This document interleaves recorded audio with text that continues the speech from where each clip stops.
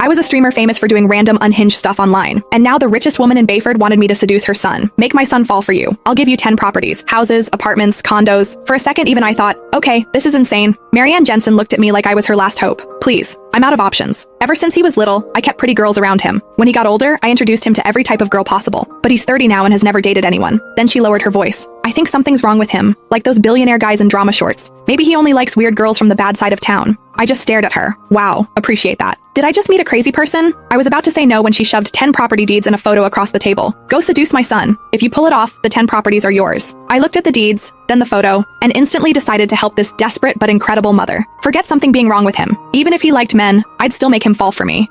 Thanks to Marianne pulling strings behind the scenes, I became the personal assistant to Jace Jensen, Bayford's golden boy. And the first thing he said when he saw me was, "How much did my mom pay you? I'll double it. Now get out." 2 months later, the job was over, but Jace stood there with red eyes crying. How could you use me and throw me away? I don't care. You're taking responsibility for this. How much did my mom pay you? I'll double it. Now get out. I'd barely stepped into Jace's office before he threw that at me. Wow. We spawned straight into nightmare mode. No wonder he was the hardest guy in Bayford to crack. The second I thought about those 10 properties, my motivation came roaring back. Didn't matter how impossible he was. For 10 properties, I'd crawl through hell smiling. I pressed my lips together. You already know your mom paid me to be here, so why waste money offering double? Jace looked a little surprised by how direct I was and finally glanced up from behind his desk. That look practically screamed, "All right, let's see your game." I didn't care. I dropped onto the couch like I owned the place. How about we help each other out? You pretend to be a little interested in me, I get paid and leave, and you get your mom off your back forever. His brows pulled together. Judging by his face, he was 2 seconds away from throwing me out again, so I cut him off first. Relax. I'm professional. I'm not crossing any lines. I shrugged. I'm here for the money, not for men. Jace nearly choked on my answer.